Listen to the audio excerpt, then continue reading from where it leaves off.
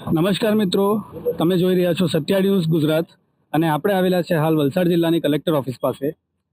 તમે સત્યા ન્યૂઝ પર જેમ ચીખલા ગામની જે સ્ટોરી જોઈ હતી, ખેલ્યું તળાવમાં જે માટી ખનન અને પાણી કાઢવા બાબતની જે આપણે સ્ટોરી આપણા ચેનલ પર જોઈ હતી, તે જ મુદ્દે ચીખલા ગામવાસીઓ અહીં કલેક્ટર ઓફિસે આવેલા છે એમનું આવેદન આપવા માટે. હવે આપણે એ લોકો સાથે વાત કરીશું, એ લોકોએ આવેદન આપ્યું તે બાબતે જાણીશું અને એ લોકોની સમસ્યા જે આપણી સાથે કે આપણા થકી એ લોકો તમારી સાથે દર્શકો મિત્રો સાથે શેર કરવા ઈચ્છે છે એ પણ એમની સાથે વાતો કરીશું. નમસ્કાર ભાઈ, આપનું નામ? જિગ્નેશ ગોહિલ, આમ આદમી પાર્ટી વલસાડ જિલ્લા વાઇસ પ્રેસિડેન્ટ. ઓકે, આજે આપ ચીખલા ગામવાસીઓ સાથે અહીં છો અને આપણે આપની પાસે આવેદનપત્ર છે, કઈ બાબતનું છે ને તમે કેમ અહીંયા આવેદનપત્ર આપવા આવેલા છો તે જણાવશો પ્લીઝ? આ મારી સાથે જે છે એ બધા ગામવાસીઓ છે ચીખલાના, અને હું એક સમાજનો પ્રતિનિધિ તરીકે એમની સાથે ઊભો છું.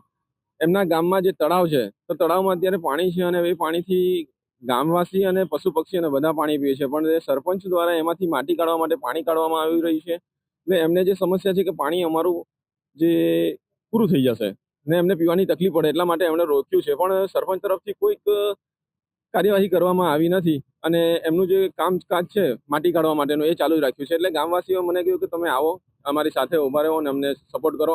એટલે હું આવ્યો છું આમની સાથે.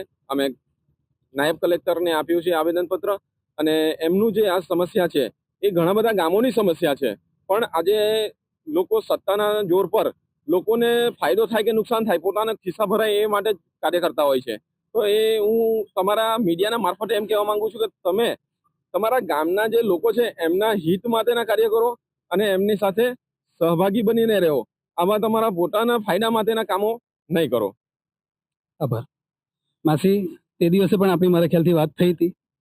તમે અહીં આવેદન આપવા આવ્યો છો, આવેદન આપ્યું, તમે કોને આપ્યું? હા, હું અત્યારે કલેક્ટર સાહેબને અમે આવેદનપત્ર આપ્યું છે, અને જે અમારા ગામમાં જે તળાવ છે એ તળાવનું ખોદકામ ચાલુ કર્યું છે, તો એના માટે અમે વિરોધ ઉઠાવ્યો છે. કારણ કે અમારા તળાવની બાજુમાં અમારો કૂવો છે પાણીનો. અમારા કૂવાનું પાણી મીઠું છે ને આખું ગામ તે પાણી પી છે. જો આવી રીતે જો ખોદકામ કરશે તો અમારો તળાવ સુકાઈ જશે, કારણ કે આજુબાજુ ગામમાં બધા તળાવ સુકાઈ ગયા છે. તો અમારો એ વિરોધ છે કે એટલે આ ખોદકામ કરવું નહીં. અને કૂવાનું પાણી અમારું સારું છે, કૂવામાં પાણી આવતું છે, બોરમાં બી પાણી આવે છે. આ રીતે આ સરપંચ સાહેબ કરશે તો અમને ઘણી નુકસાન થાય છે.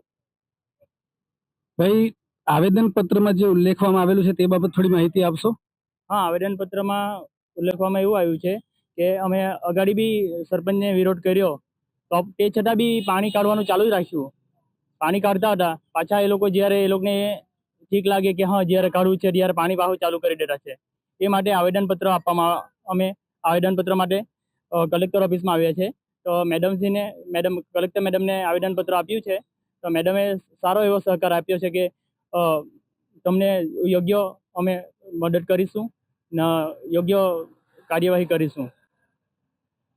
ભાઈ, એ દિવસે જ્યારે આપણે આ ન્યૂઝ કવર કરી હતી તમારા ગામમાં આવીને, ત્યારે તમે ફોન કર્યો હતો તમારા સરપંચને અને આપણે એમને શું જવાબ આપ્યો તે વિડીયો પર આપણે જોયું છે. એ પછી તમારો એમની સાથે કોઈ સંપર્ક અને પછી કોઈ જાતની કાર્યવાહી આગળ? હા, કાલે પાછી મોટા લોકોએ ચાલુ કરેલી હતી, તો અમે પાછો ફોન કરેલો હતો, પણ સરપંચે કંઈ કીધું નહીં. અમે જાતે પછી પાછા લોકો ફોન, સરપંચ અનિલભાઈ છગનભાઈ પટેલ એ લોકો જેસીબી પાછું પેલા મોકલી આપેલું પેલા તળાવમાં ને ખોદકામને મોટર ચાલુ કરી લખેલી હતી. અમે પાછા ગયા, સરપંચે ફોન કર્યો, તો સરપંચ કહે કે એટલે વાત કરી, સરપંચે કંઈ કીધું નહીં મળે એટલે કે અમે ખોદવાના, તમે વચ્ચે હું પેલું કરે એમ તેમ. પછી અમે બધું અમારી કાર્યવાહી અમે બધું બંધ કર્યું, જાતે બંધ કર્યું. મોટર જેસીબી બધું અમે જાતે બંધ કરાવ્યું છે ને ખોદકામ બી બંધ કરાવ્યું. જે ખોડેલું હતું બધું પાછું અમે રિટર્ન કરાવ્યું છે. હાલ એ કાર્યવાહી ચાલુ છે કે બંધ છે? હમણાં હાલમાં બંધ છે. કાલે બધું ચાલુ હતું, કાલથી પાછું બંધ કર્યું છે. એ લોકોની ઈચ્છા થાય ત્યારે મોટર ચાલુ કરી દે પાછા. એ કાર્યવાહી નહીં કરે એટલા માટે જ અમે કલેક્ટર સાહેબને આવેદનપત્ર આપવા માટે પગલાં લીધા છે. અને તમે આવેદનપત્ર આપ્યું છે નાયબ કલેક્ટરશ્રીને, એમનું નામ જણાવશો? જા મેડમ. જા મેડમને. ઓકે. તો મિત્રો, આ હતા ચીખલા ગ્રામવાસીઓ. ખેલ્યું તળાવમાં જે કાર્યવાહી હાલ ફિલહાલ થઈ રહી છે તે બાબતે એ લોકો અહીં નાયબ કલેક્ટરશ્રીને આવેદનપત્ર આપીને આપણી સાથે એ લોકોએ ચર્ચા કરી, એમની સમસ્યાઓ અમારા થકી તમારી સાથે સાझा કરી. આપ જોઈ રહ્યા છો સત્યા ડે ન્યૂઝ. હું છું પ્રતિક પાંડે. આભાર.